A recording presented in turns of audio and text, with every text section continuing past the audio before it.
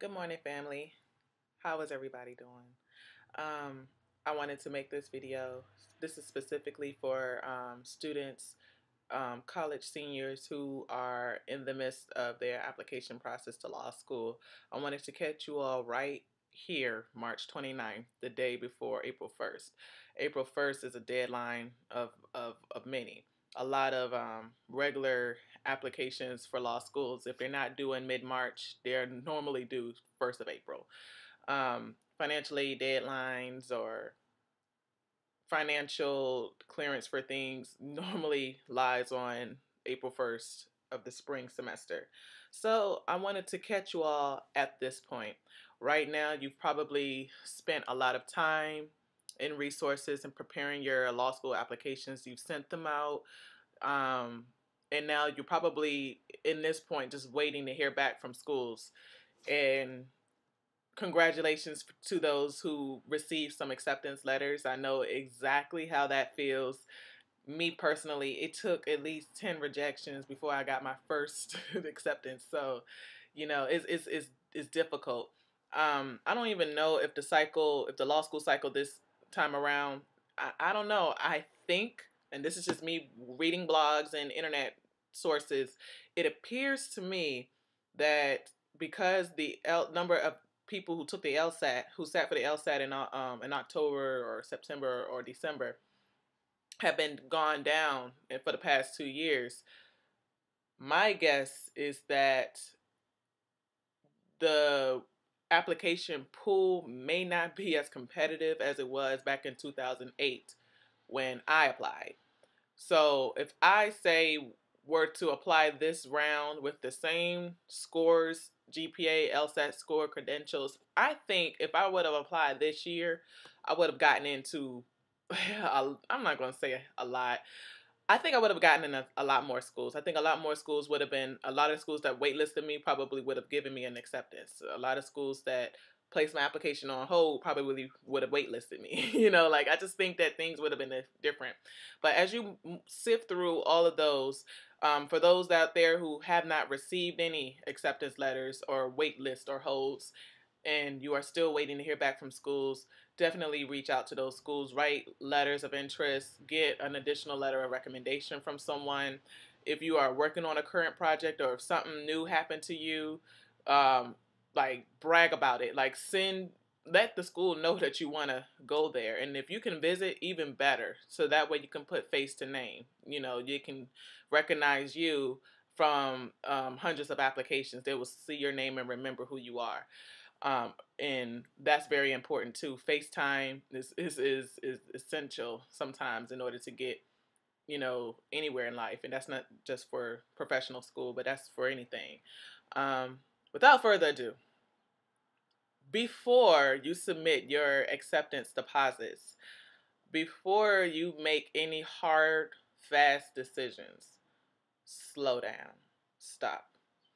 I'm sure many of you, if you have been paying attention from the past couple of years, the legal market has been in the toilet, just like a lot of different industries, but more so, it's more heinous, I believe, in the legal market because despite the slash in the number of legal jobs available for graduates, schools are pulling in, they're increasing their class sizes.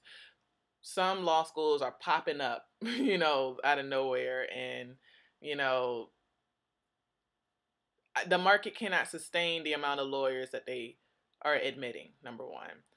So that right there, you need to have that in mind. Number two, not only is the market shrinking, but it's getting increasingly harder for law graduates to get that first legal job because a lot of firms right now are looking for people who have some type of experience, normally 2 years or more. That benchmark right there puts all legal graduates at a disadvantage in today's market. We can't compete unless we have glowing recommendations, clerk with the highest judge in our jurisdiction, or something fantastic going for you. If you have the connections and the network that could work for you, if you don't have that going, getting a legal job is extremely hard, and it's actually kind of mirrors the the college scam analogy that's been going on for the past couple of years. A lot of people are saying the cost of college with the tuition rising, and more graduates are not getting jobs after graduation. They're not working the fields that they majored in, but yet they're under crushing loads of debt. They're working at Walmart, um, any restaurant, a waitress, Barnes and Nobles, dusting books. Like it's to be honest, law grads have experienced the same pain. Now, can you imagine going to school? Now, some, college grads, if they come out of college, see, when I came out of college, I only had $20,000 in debt. That then didn't really scare me because I just looked at how much I would have had to pay if I had to do it through some type of loans and the amount of money that I did save in the end. So coming out of college with only 20,000, I was really grateful that that was all I came out with. There are some people who graduate college with that amount of money, not a money, that amount in debt, or maybe 30,000, and then they go on to get a master's 1 or 2 year program. Now they're up to 50 to 75,000, and then they may go on to law school. Because I know there are a lot of people who didn't work, after graduation. They just went straight through. Sorry. Um, they just went straight through. So understand the market that you're going into. Not trying to dissuade anybody from obtaining a legal education, but if you are a college senior right now, and if you haven't had any substantial real world experience working in any type of industry, it would really behoove you to explore that option first before going to law school. 9 times out of 10, if you can land a government job, they would take care of your future educational expenses. 9 times out of 10, when you come into law school having had some type of experience to bring with you, it also increases your chances of getting in because it just makes you a more well-rounded individual. But it also speaks volumes because interviewing for law positions is extremely difficult because it's a mixed bag in law school. You have people like myself who gone straight through. You have people who've had 20 years of military experience and then decided to come back to go to law school to be a lawyer. You have people who were once doctors, engineers, huge. Everybody in my school is an engineer. Gets on my nerves.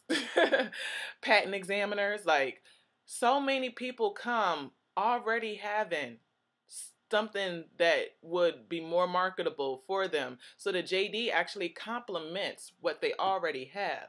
But if you're not coming to law school with anything, law school is not going to fill that void. I'm sorry. They may fill you up with promises with those little glossy view books, the tours. They may talk about all the resources they put in this high tech classrooms. We can recruit the best faculty and all that means shit if you can't get a job. All that shit don't mean shit if you can't demonstrate to an employer your skill sets. If those classes are not clinically inclined, if they're all based on theory, you stuck.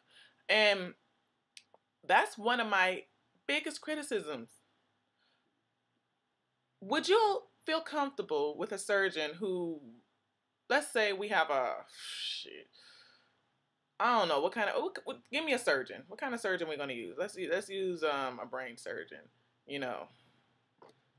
Let's say he took 4 years of his training in med school. All 4 years were devoted solely to the study of the nervous system, and particularly the brain, but only out of the book, only through rhetorical questions, Socratic method type, devices.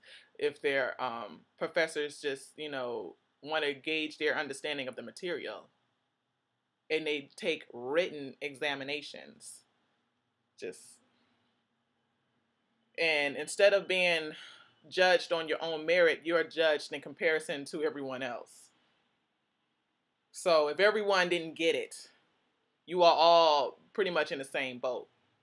pretty much. But if one person gets it, it throws the curve off like this. But you're still not being judged on your individual merit. So you're not getting that individual feedback that you would need to be a better brain surgeon. So 5th year, you come to your first patient and you have to observe a surgery. The surgeon, who is your supervisor / mentor, professor, whoever, asks you to do something. He gives you a scalpel and say, okay, go at it. You've gone 4 years of med school, haven't cut open anything. Everything has been through readings, not even real simulations, but just a lot of discussion and theory. Would you feel comfortable with a surgeon like that? Working on your head, God forbid something happens, you crack your head open. So if you wouldn't want that, why do they, and they meaning the ABA, they meaning the legal industry, they meaning state individual bar associations, they meaning the government, because shit, let's say 70-80% of those who work in the government has gone to law school. Like, they have had some legal training. How is it that you allow the law school paradigm to exist without real hands-on training? Why are those reserved as clinical trainings, clinical opportunities that students may choose to do or may not? Why is it even an option? Hello. Like, why isn't that not already built into our curriculum? Why aren't we learning this shit second semester, first year? You know, getting some hands-on, you know, negotiate. Let's learn negotiation skills. Let's learn how to draft a contract. We learn how to draft memos. We learn how to draft long as legal prose for law journals. Who reads law journals? Just scholars. 9 times out of 10, you are going to work either for individuals or companies, and they need real tangible writing, not some analysis of a legal rule that existed 100 years ago and doesn't really hold a place in our society now. You know, because a lot of these legal journals are filled with fascinating information, but a lot of that information is not even dependent on by the courts. Sometimes the courts may use those as an aside. They may use information like that to kind of fluff or strengthen their own arguments for whatever reason, but they don't really use those sources. It's like, who are they writing for? Each other? Just legal scholars? Just one back to the other? Because that's not how it works in the real world. Real world, people need divorce decrees. Real people need, you know, protective orders. Real people need child support orders. They need, you know, to close on a house. Like, they need all of those legal documents written. And if we're not learning how to write those in law school, how the fuck can you expect us to articulate to an employer what value we can bring to them if they have to take out their resources to train us on things that we should have already learned in law school? We done paid over I'm sorry, y'all. I'm like over 200 grand in the hole right now. But we done paid over 200 grand to come out doing what? Nothing. So I just want y'all to get a really good idea of what you're getting into. You know, schools, it's extremely hard to get a scholarship. Extremely hard. Not saying it's impossible, but it's not easy either. They're really stingy with free money when it comes to professional school. They really want you to borrow your ass out. And not to mention the bar study loan. That's just something that just recently happened to me. Tried to take out a bar study loan. And this is the funny thing, that here's something that you all can take with you as you decide what you will do in your future. But 3 years ago, I knew I had to improve my credit in order to qualify for a bar study loan. But nowhere ever did they ever explain to students that some of these lenders have borrowing caps, meaning depends on what school you go to. So if you go to a really expensive school and you're living in a very expensive state, hence California, I go to a private Jesuit law school, everything is extremely high, just all the time.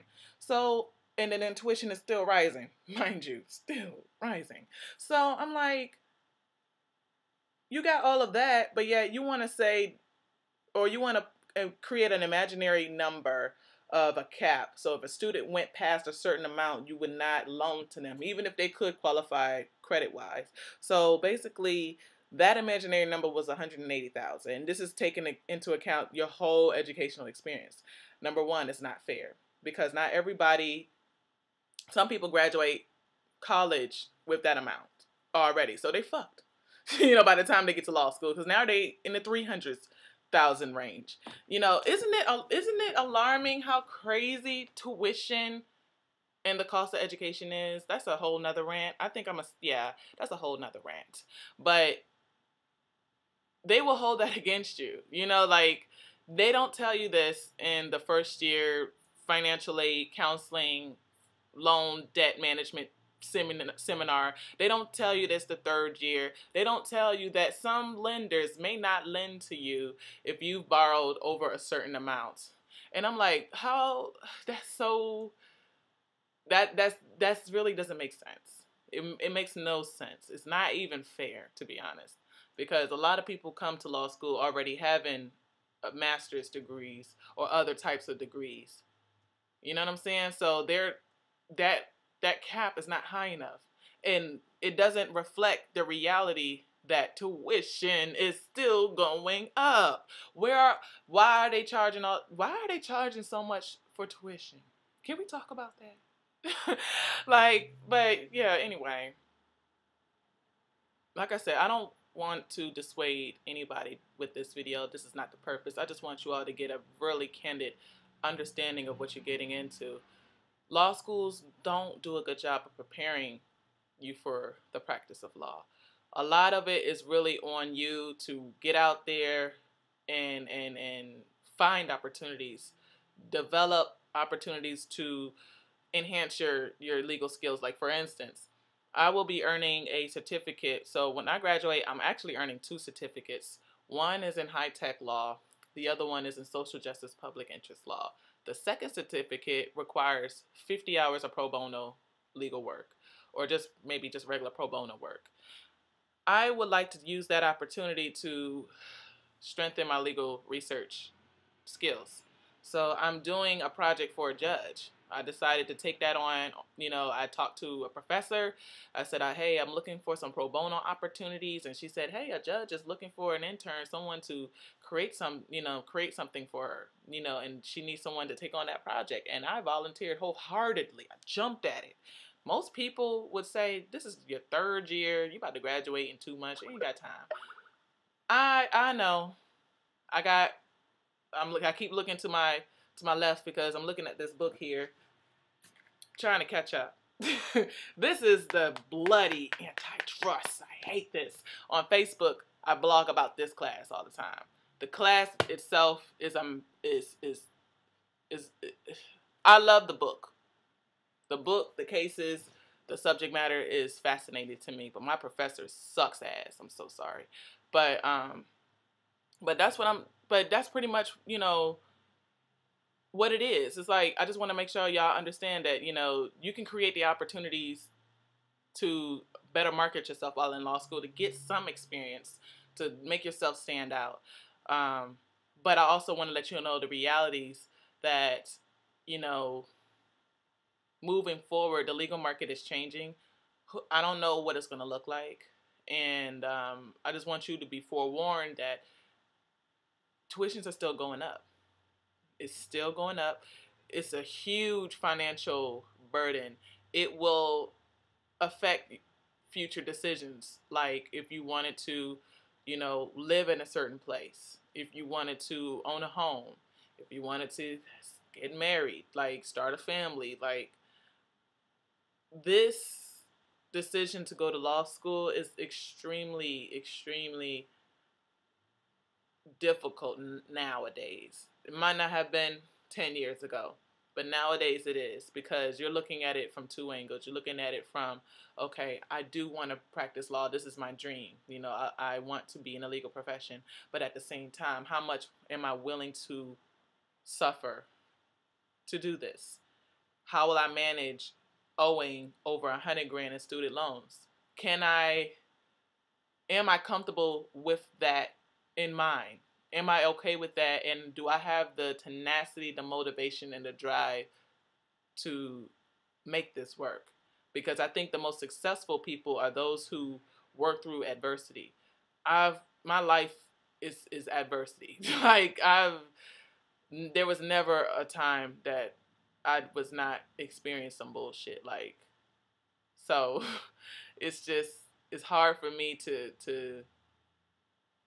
try to make it anything other than what it is. It's tough. It's tough getting in. It's tough staying in, and it's even harder when you get out.